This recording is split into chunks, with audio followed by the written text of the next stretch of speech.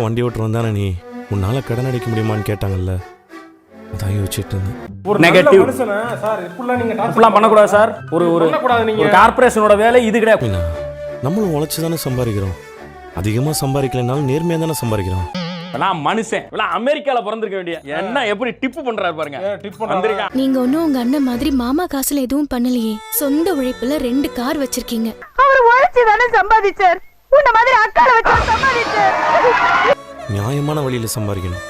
எப்படியாவது இந்த வீட்டு கடனை நம்ம காசுல அடைக்கணும். எனக்கு எரிச்சல் வருது இவனை. நான் கெட்ட வாரத்துல திக்கி போயிருவேன். அப்புறம் பெத்த அப்ப மன ரத்தம் கொதிக்குது உன்னை பார்க்க. இவ்வளோ பெரிய கடனை நம்மளால அடைக்க முடியுமான்னு ஒரு சந்தேகம் மனசுக்குள்ள ஓடிட்டே இருக்கு. டேய் அறிவு இருக்கடா உனக்கு. சோறு தானே திங்கிறா. டேய் சோறு தானே திங்கிறா. அறிவு இல்ல உனக்கு. தெம்பு இல்ல. மாடவன் உடம்பு வளர்த்திருக்கிய. உனக்கு இது இல்ல. வருவாரு. சரிங்க, நான் போய் பாக்குறேன். அந்த ஆர்டர் நமக்கு கிடைச்சாலே நம்ம நல்லா சம்பாதிக்கலாம். எங்க போற இப்படி போடா ஆபீஸ்க்கு போடா.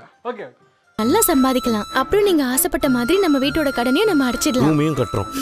மாத்துக்கடா வேற ஏதாவது மாத்துவோம். இதே பார்க்க வேணாம். இத பாக்குறேன்னா நம்ம ரொம்ப டிப்ரஷன் ஆயிரும். ரவி மட்டும் தான் இல்லன்னு சொல்றான். நீத்து சைலண்டா இருக்கா. அப்ப கண்டிப்பா அவங்களுக்குள்ள ஏதோ இருக்குன்னு பேசுறாங்க. போட்டா அவ்வளவு நன்றியோட இருக்கு. மனுஷங்க அப்படி இருக்கீங்களா? ஏன்டா அப்படி இருக்கீங்க? ஏன்டா அப்படி இருக்கீங்க? ஏய் வைஃபை விட இந்த பொண்ணு சூப்பர். இவளையே ஓகே பண்ணிடு. ரவி, நீத்து செகண்ட் சேனலா? டேய் டேய் ஏன்டா இந்த பக்கம் வரீங்க? ஏன் இப்படி வரீங்க? ஏன் இப்படி போக கூடாது? சுத்தி போக கூடாதா? இப்படிதான் வர. நீ மட்டும் ரிப்ளை பண்ணா போதுமா? அவ ஏன் இன்னும் எதுவும் சொல்லாம இருக்கா? அது நீத்துவோட இஷ்டம். போடா கல் எடுத்து மண்டைய உடைச்சிடும்டா. போயிடுறா. இருக்க. ஆனா எனக்கு நிறைய பேர் கால் பண்ணி இதெல்லாம் கேக்குறாங்க.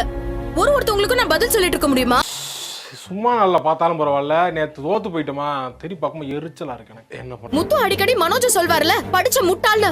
நீயும் அப்படிதான் படிச்ச முட்டாள் மாதிரி பிஹேவ் பண்ணிட்டு இருக்க. கோபக்காரருக்கு அவரு மிலிட்டரி ஆளுங்க. அவரு மிலிட்டரியா? மிலிட்டரிங்க. இவரை அவரு எப்படி மிலிட்டரியில எடுத்தாங்க? தெரியாம எடுத்தாங்க.